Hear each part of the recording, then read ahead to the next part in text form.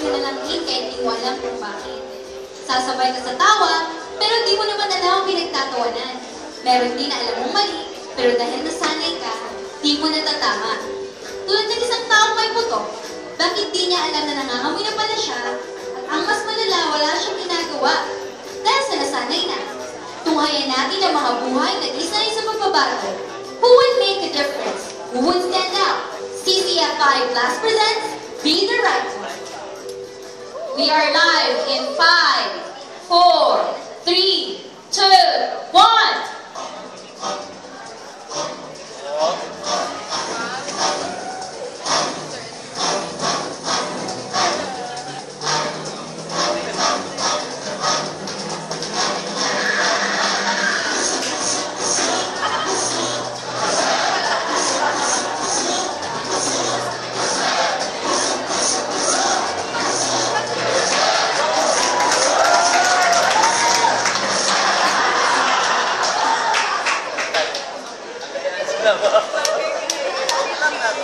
Magandang gabi, Pilipinas! Magandang gabi, CCFI!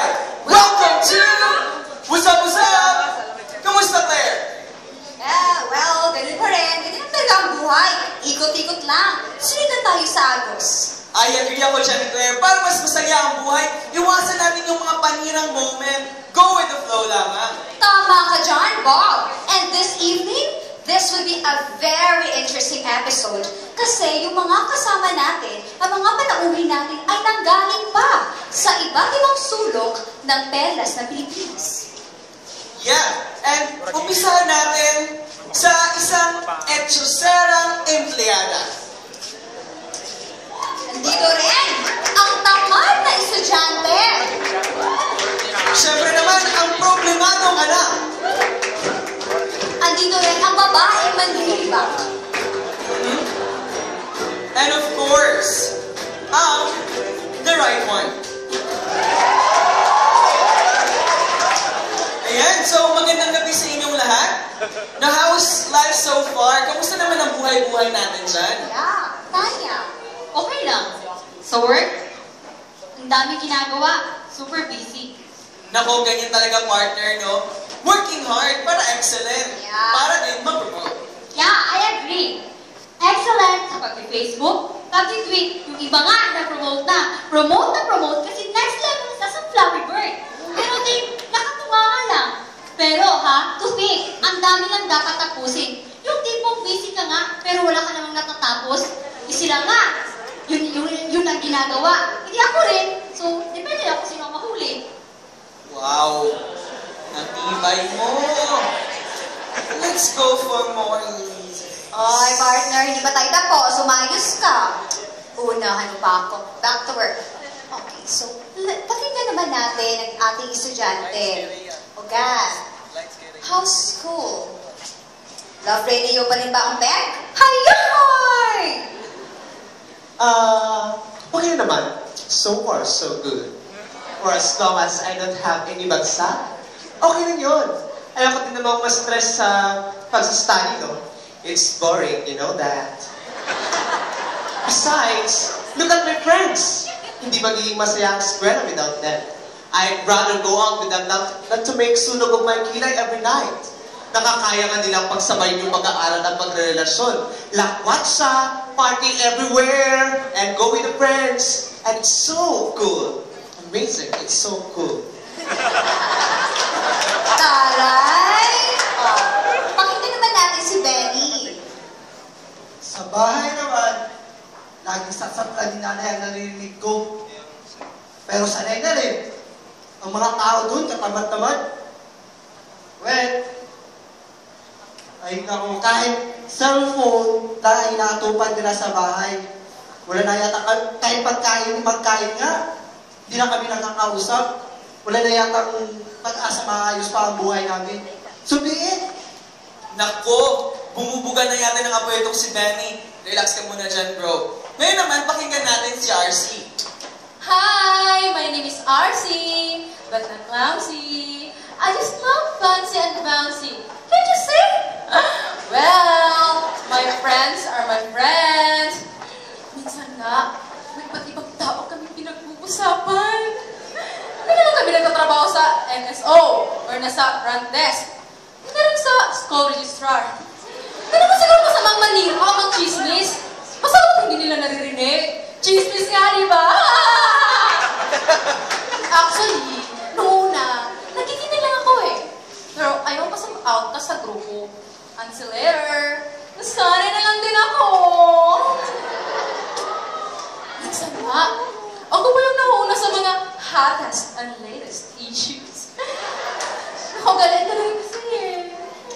Wow! Kung galit na galit si Benny, abay, enjoy na enjoy naman itong si RC. Oh, pakinggan naman natin si Malvis. Kumusta? Hindi lahat na nakasanayan ay tatanggapin na lang.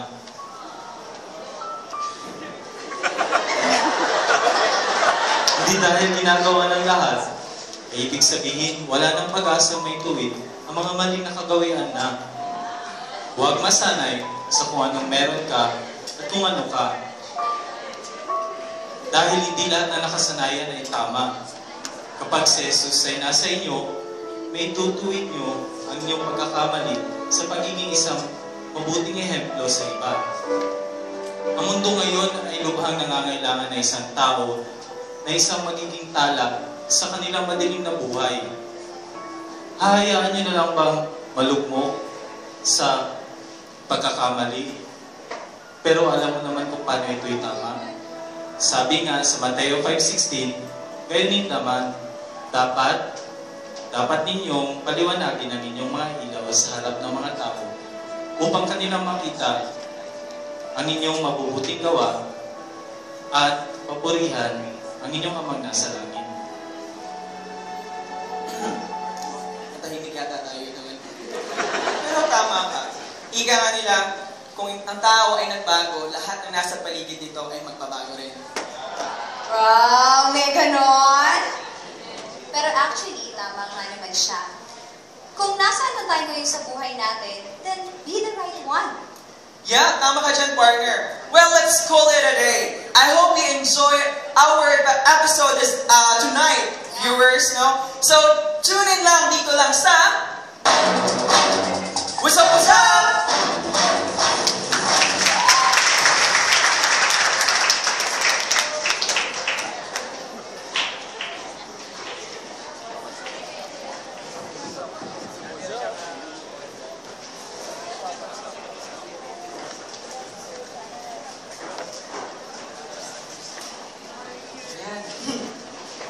Can you say to your seatmates, you are the right one?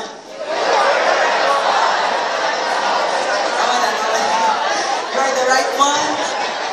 When you are in Jesus, you are the right one. Tama ba?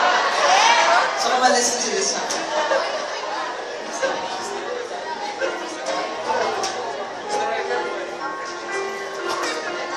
Sometimes I think, what would people say of me?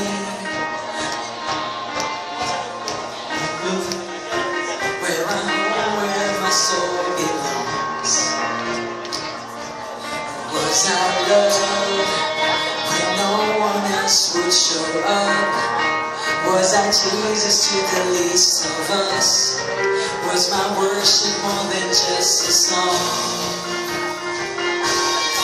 I wanna live like that and give it all I have, so that everything you say and do points to you. This love is who I am, and this is where I stand. Recklessly indebted, never holding back. I wanna live like that.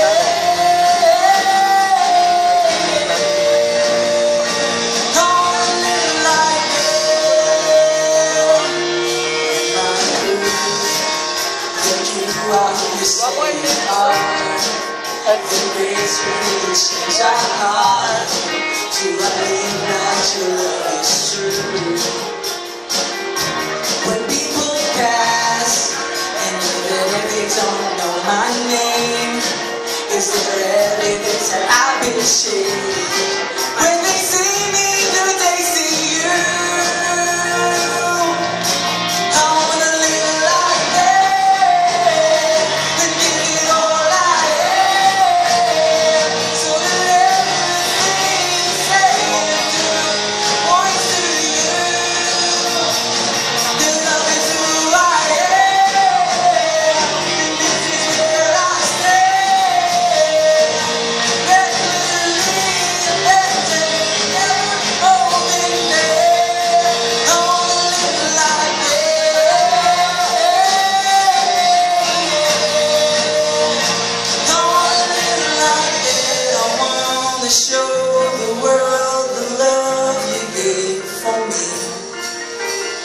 longing for the world to know the glory of the King.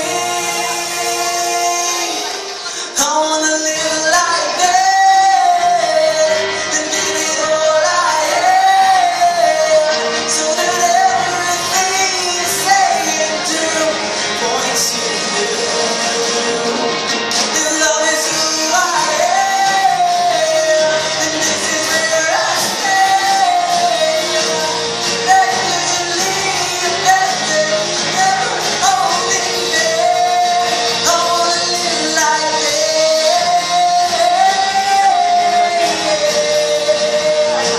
I wanna live like that.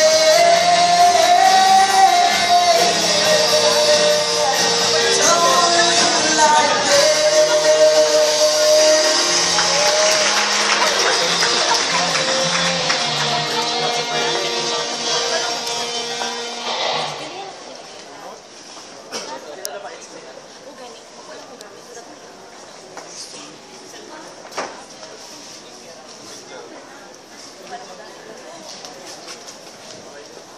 Hindi mo kailangan na wala kang gagawin kung alam mong may magagawa kang tama.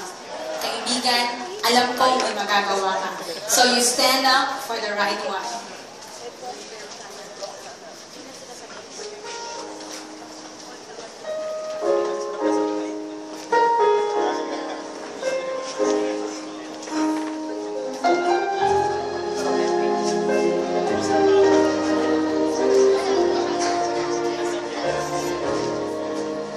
There were times I finally called to sleep at night.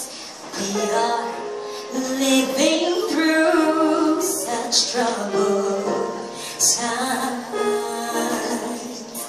and every child that reaches